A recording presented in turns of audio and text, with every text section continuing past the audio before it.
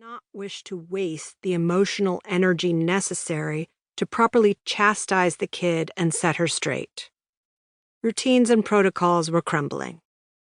Office discipline was waning as BJC spiraled into a leaderless mess. As a veteran, the veteran, it was important to set an example. "Thanks," she said, and punched the blinking light. "Lacey Stoltz." "Good afternoon, Miss Stoltz. Do you have a moment?"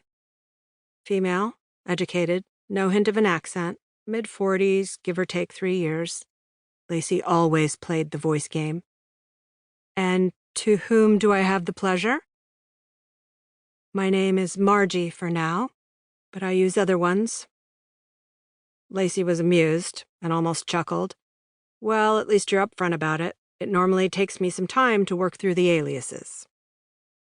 Anonymous callers were routine. People with gripes about judges were always cautious and hesitant to come forward and take on the system. Almost all feared retaliation from the powers on high. Margie said, "I'd like to talk to you, somewhere private." "My office is private if you'd like." "Oh, no," she snapped, apparently frightened at the thought. "That won't work."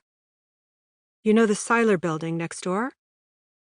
"Of course," Lacey said as she stood and looked out her window at the Seiler building, one of several nondescript government addresses in downtown Tallahassee. Margie said, "There's a coffee bar on the ground floor. Can we meet there?" "I suppose. When?" "Now. I'm on my second latte." "Slow down. Give me a few minutes. And you'll recognize me?" "Yes, you're on the website. I'm in the rear, left side." Lacey's office was, indeed, private. The one to her left was empty, vacated by an ex-colleague who'd moved on to a bigger agency.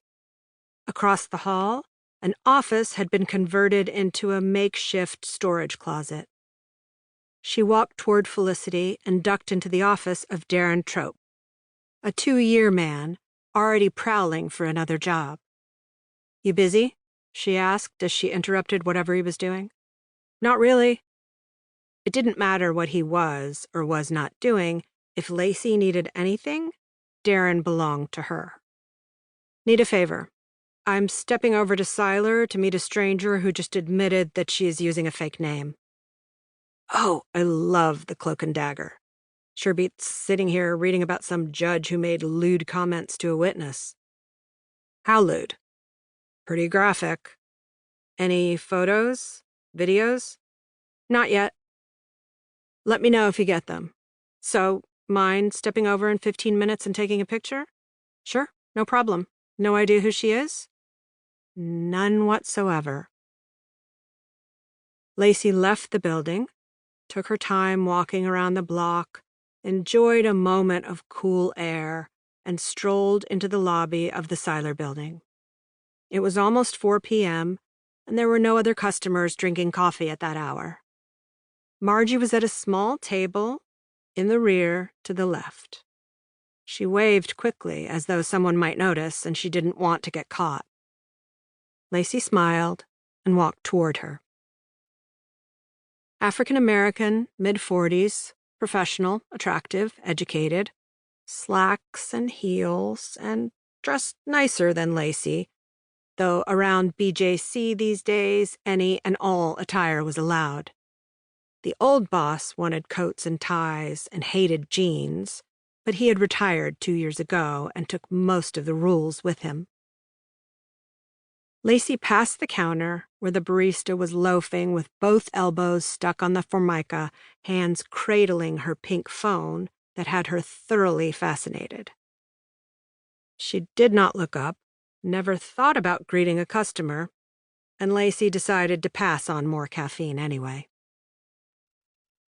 Without standing, Margie stuck out a hand and said, "Nice to meet you. Would you like some coffee?" Lacey smiled, shook her hand, and sat across the square table. "No thanks. And it's Margie, right?" "For now." "Okay, we're off to a bad start. Why are you using an alias?" My story will take